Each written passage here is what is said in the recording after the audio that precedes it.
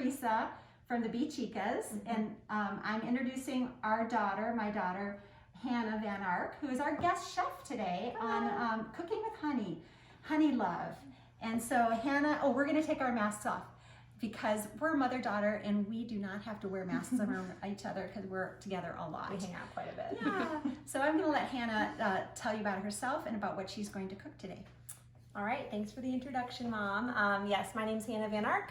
I'm actually a registered dietitian here in Colorado. So I went to CU to get my degrees in physiology and neuroscience to start, and then went up to CSU to do my master's degree in nutrition science, then did my internship down at Children's Hospital Colorado, and now I work as a clinical dietitian on the inpatient side at the University of Colorado Hospital down at Anschutz.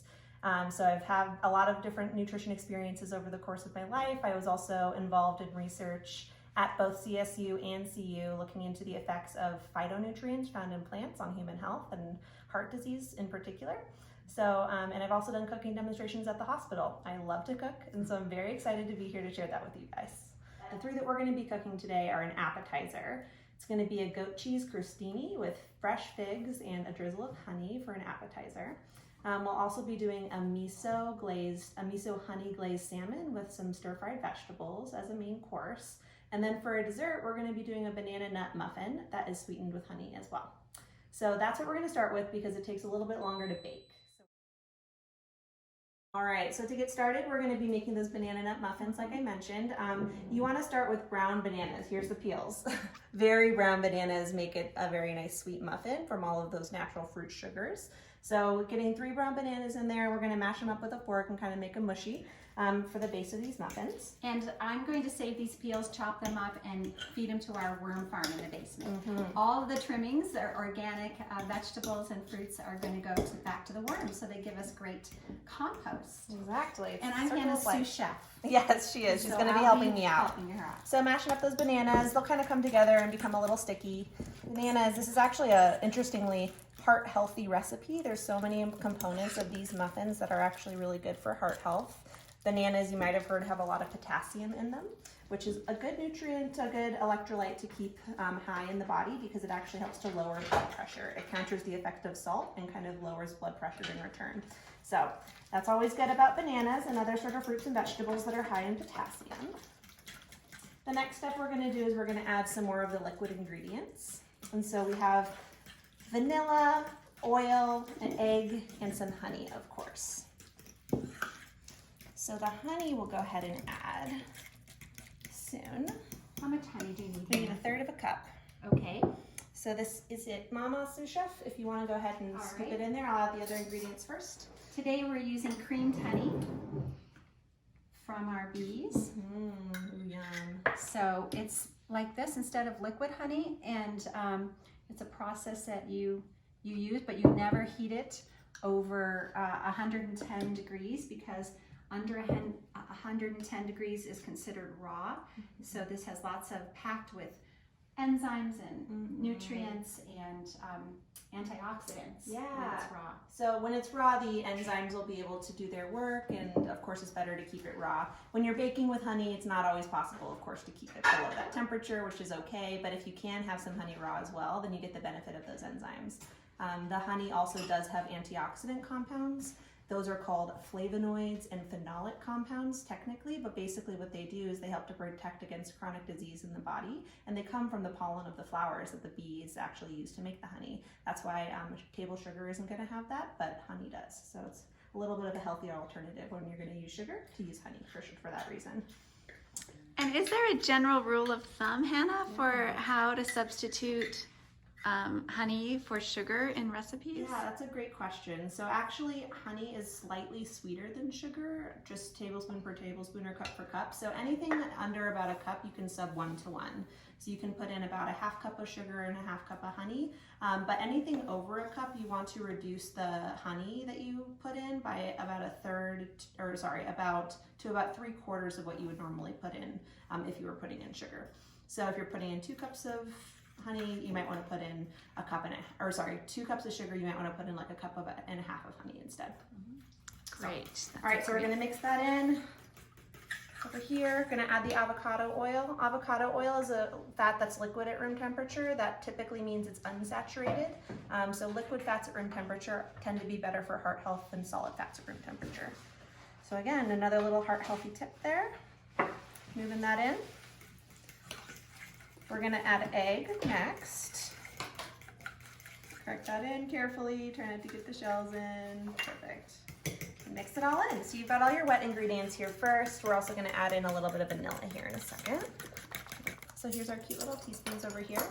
The vanilla that we have is actually clear. It's a type of Mexican vanilla, and so you can use that. You can use brown vanilla, doesn't matter as long as it's some vanilla. So that's why it looks clear. Right. So next we're gonna sort of fold in a little bit of those solid dry ingredients. So we use, in this recipe, a combination of all-purpose flour and whole wheat flour. For almost all of my baked goods, I make it a bit of a rule of thumb to do that because you can hardly notice the texture difference if you do half and half. But that fiber from the whole grain really helps to reduce blood sugar spikes and is also correlated with higher heart health, is a diet that's high in fiber. So I always like to sub it when I can. Don't have to if you don't want to. It's totally going to be your preference. So that's 3/4 of a cup of whole wheat flour and then 3/4 of a cup of all-purpose flour. Just a little half and half mix there. So we need 1 teaspoon of baking soda and a 1/4 teaspoon of salt. So we'll start with a 1/4 teaspoon of salt right over here. Here's a dish towel. Thank you. 1/4 teaspoon of salt. That actually helps to activate the baking soda. That's why you need salt in these recipes, because otherwise it doesn't work as well. I'm gonna rinse this out from the vanilla and get a teaspoon of baking soda. Now just mix it all together with my new spoon here. Thanks, Mama. All right, so these are gonna be banana nut muffins, actually. So you can use whatever nuts you like. I typically like walnuts with bananas because I think that that's a great flavor combo. And once again, walnuts are probably one of the healthiest nuts that you could choose because they have something called omega-3 fatty acids in them. And if you've heard of those before, you might have heard them associated with fish and fish oil. Well, walnuts, along with flax seeds, are one of the best plant sources of these very essential fats. They're really essential for brain health through all stages of life, you know, from infancy and development all the way through older age. That looks well mixed. Yeah, it is. I think it's pretty done. Pretty done. Gotta fold in those walnuts. Yeah, good idea. So folding in these walnuts. It's also been shown that diets high in omega-3 fatty acids coming from natural foods benefit heart health, but from supplements, the data is a little bit unclear. So if you can't get it from your food, it's a good idea too. Here we go, folding in those walnuts. And then when we spoon it in, we'll just spoon it in about 3/4 full, right, Hannah? That's right. And we have these little baby muffin tins Baby muffin that tins. I just greased with some organic shortening. Mhm. And we'll set them up and put them in the oven. Show you then.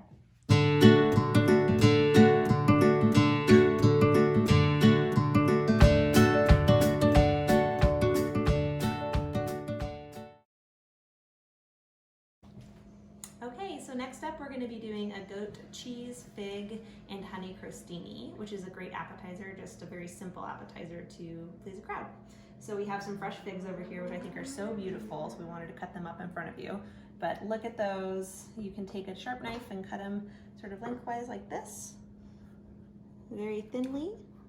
Figs are nice and subtly sweet, so they're a great fruit to have as with a savory appetizer as well. They're used a lot with cheese.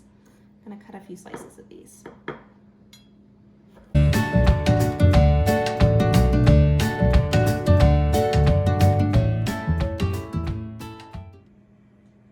All right, so now that we have our figs chopped up, we're gonna assemble the toasts. So what I've done first is actually with these slices of baguette, you just take a baguette that's normal that looks like this, slice it into sort of thin little rounds, and then you can brush each of those rounds with olive oil and broil them in the oven for a couple of minutes until they're nice and toasty like this. Or even. So we're just gonna start to sort of spread this goat cheese on some toast. Okay. So this is a nice local Chev goat cheese, which is a soft type of goat cheese. We get ours from Haystack Mountain, which is one of our local creameries around here. So just taking however much you want really of it, kind of getting it out of there. taking it on a toast, spreading it here like this into a nice rustic layer. It doesn't need to be perfect. And then once you have it on the toast like that, you take a couple of slices of fig and you layer the fig on top of the toast like this. Don't overcrowd, but that looks really nice right there. And then as a final touch, you're gonna drizzle some honey on top, of course. So honey, here's our creamed honey. I'm just gonna sort of try to make it as liquidy as possible and do a little drizzle right on top. It stays on there so nicely because of the creaminess of it. Exactly, so this creamed honey is perfect for this. And so we do that. It's a little top. And we'll make them all and show you at the end. Yep. Okay, so now we've finished all of our little fig appetizers, and we're gonna go ahead and broil them really just for 1 minute to 3 minutes, depending on your oven, okay? So we'll stick them in there, and they'll come out nice and golden.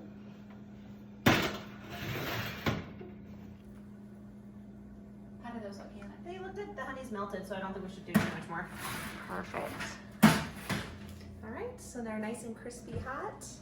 The figs are soft, the honey is melted. Here. Yeah. So, put it right on the We'll put it stone. right over here. And when it cools off, we're going to give it a try.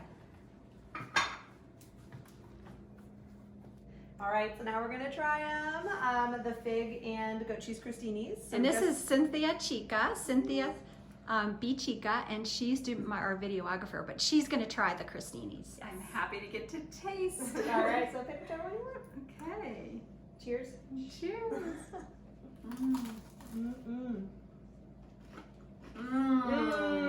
They're really good. Wow. So good. The fresh figs. Excellent. Yum.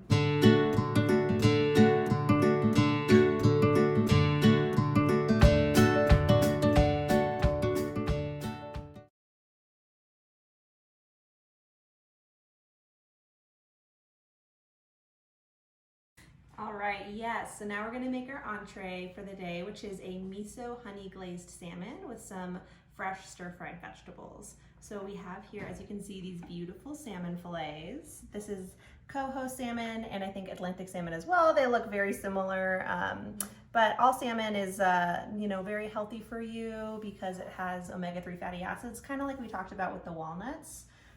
Very good for brain health, very good for heart health if you replace meat with a serving of fish a couple times a week. Studies have shown that that can really benefit heart health. So salmon is one of the better ones to do that for because it has those omega-3s.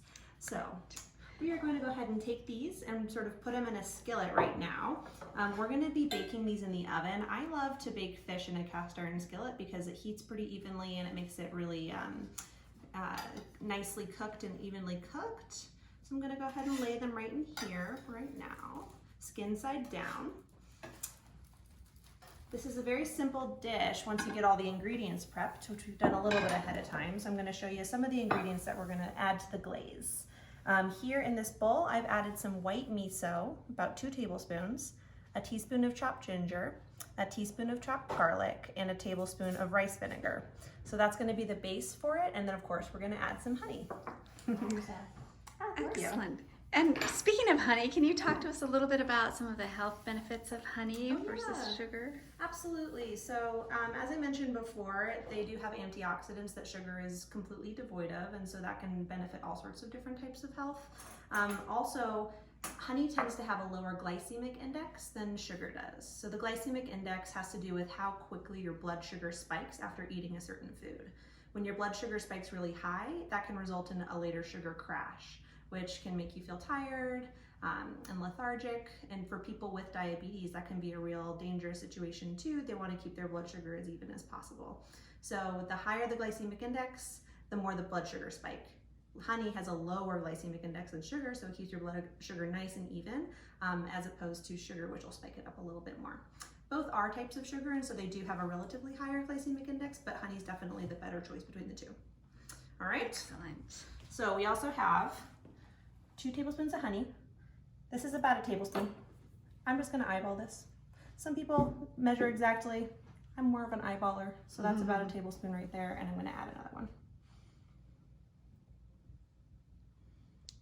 Now we're just gonna mix all these things together. And this recipe again is It's miso and honey glazed salmon with stir-fried vegetables. It's a white miso, so a white more miso. mellow. It doesn't have quite a bite to it as Yeah, and some of the other misos. For sure, and for those of you who don't know, miso is sort of like it's a Japanese food. It's a fermented bean paste, and so it actually is fermented and has probiotics, which benefit gut health. It helps to create healthy colonies of gut bacteria and other microorganisms in the gut. So fermented foods are great to add to your diet however you can. Of course, they're better eaten raw because then the bacteria survive a little bit better, but they're delicious to cook with as well. All right, so we've mixed up that glaze. The next step is we're gonna go ahead and sort of spread the glaze over the salmon just a little bit. So take that. We didn't add additional salt to this marinade because miso tends to be pretty salty. But you can add an extra sprinkle of salt to the top if you choose, or a crack of black pepper, which I love to do. So get it nice and even over there with some chunks of garlic and some chunks of ginger on there for flavor. I'll do this on the other side too. And Hannah, when you chopped up the ginger, did you keep the skins on? I thought you did.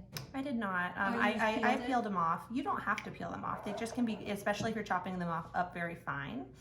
That'll add a little extra fiber. There's nothing poisonous about it or anything. It just tends to be a little tough to chew through. So you can do that if you want. Oftentimes when I'm making food that requires blending ginger, like blending it in a blender, I won't take the skins off because it pretty much pulverizes it. So then you want me to put some cracked pepper on the top? Yes, I think that would be great. So there you go. Great. All right, that looks delicious. So I'm gonna take this, we're gonna put it in the oven at 400 degrees for about 10 to 12 minutes. So I like to cook it for 10 and then broil it for the last few minutes if possible to give it a nice sear on top. Excellent. All right, so now that we have our salmon in the oven, we are gonna go to the vegetables, which is the side for this dish. And you can do a couple of different sides for the dish. You can do it with brown rice, you can do it with white rice, adding those to the vegetables for a little bit of a heartier meal. We skip that step just for ease of this video, but you can always add those in too. So here's the vegetables that we have. We're gonna do some stir-fry vegetables, including carrots. We have a beautiful tricolor carrot blend here. We've already chopped these up just to make it a little easier. We've got some snow peas down here, chopped up as well. We've got some baby bok choy, which is a Chinese cabbage plant from the cabbage family, and it's sliced up here like that. And some shiitake mushrooms because they're my absolute favorite. That's great. But you can also use any type of vegetable that you have on hand. If you have broccoli, if you have bell peppers, whatever is in your fridge, you can just go ahead and toss into a stir fry, which is the great thing about stir fries. So no need to buy special fancy ingredients. If you don't want to, you can just use whatever is available to you. All right, so we're gonna go ahead and put them over here. I like to put in the less quick cooking vegetables first, so that would be the carrots in this case, tend to take just a little bit longer. Anything that's fresh and green is gonna take very little time, minutes at most. Oh. All right, so we're gonna add these veggies to the pan now. We're starting with the veggies that take the longest to cook, like these carrots, and then moving on through the ones that take the least to cook, like these bok choy over here. And we're just gonna saute them until they're all tender.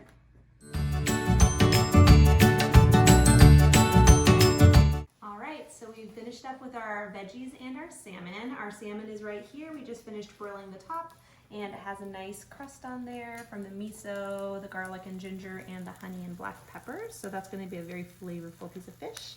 We've also finished stir frying our vegetables over here. As you can see, we added the greens very last so that they stay bright green. We also added a little bit of tamari sauce, which is like soy sauce, only it's made from 100% soy instead of a blend of soy and wheat like normal soy sauce. So it's gluten-free. So it's 100% gluten-free, yes. So for those who are gluten-free, tamari is a better choice than soy sauce. Surprisingly, because you think soy sauce would be pure soy. It's actually not. So, all right, to finish up, what we're gonna do is we're gonna chop up these onions. Green onions are a great garnish for any Asian food. So I'm just gonna sort of do a little rough chop here on a bias, make them look nice and pretty. Finish those.